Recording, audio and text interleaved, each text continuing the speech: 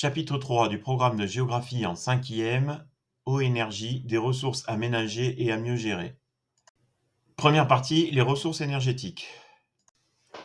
Des besoins croissants. Depuis les années 1960, la croissance démographique mondiale et l'élévation du niveau de vie entraînent une forte hausse de la consommation énergétique. L'énergie est en effet essentielle pour l'industrie, les transports, le chauffage, l'éclairage. Mais la consommation d'énergie est très inégale à l'échelle mondiale. Les pays développés sont les plus gros consommateurs d'énergie, mais les besoins des pays émergents augmentent rapidement.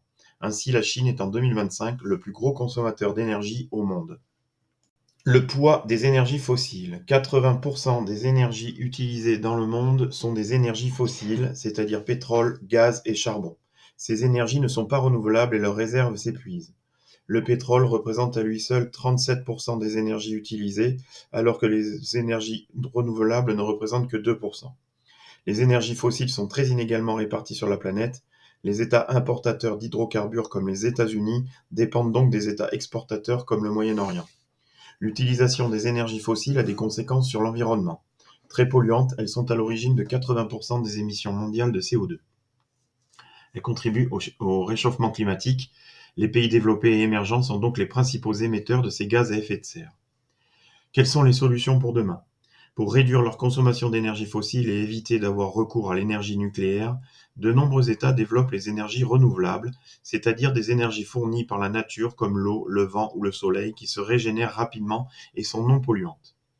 Ils entament aussi ce que l'on appelle une transition énergétique, c'est-à-dire le passage de l'utilisation des énergies fossiles à des énergies renouvelables. Mais ces énergies ne couvrent aujourd'hui que 13% des besoins mondiaux. Les solutions passent aussi par la réduction des gaspillages, habitat, transport, et par un modèle de développement moins énergivore et plus durable au quotidien. Deuxième partie, l'eau, une ressource essentielle. L'eau est une ressource inégalement disponible. L'eau douce est abondante sur Terre, mais elle est inégalement répartie dans l'espace, selon les zones climatiques et dans le temps, selon les saisons et les années. L'accès à l'eau, c'est-à-dire avoir accès au moins à 25 litres d'eau potable par jour à moins de 200 mètres de chez soi, dépend du niveau de développement des pays et de leur capacité à capter l'eau, la traiter puis la distribuer. Les pays développés parviennent à fournir de l'eau de toute leur population, mais parfois à l'aide d'aménagements coûteux, comme à Las Vegas ou par exemple à Dubaï.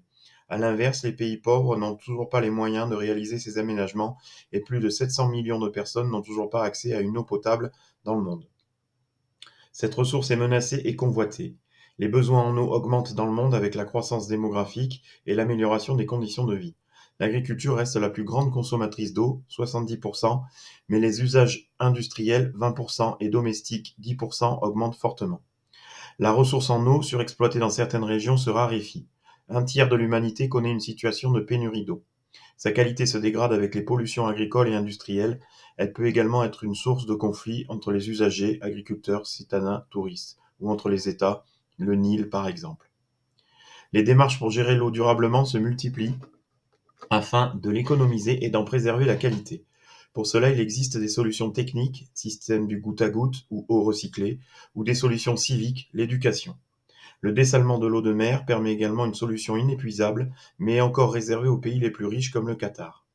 L'eau est désormais considérée comme un bien commun à l'humanité et partagée équitablement. De nombreuses actions d'ONG et les objectifs du millénaire de l'ONU cherchent donc à assurer l'accès à l'eau pour tous.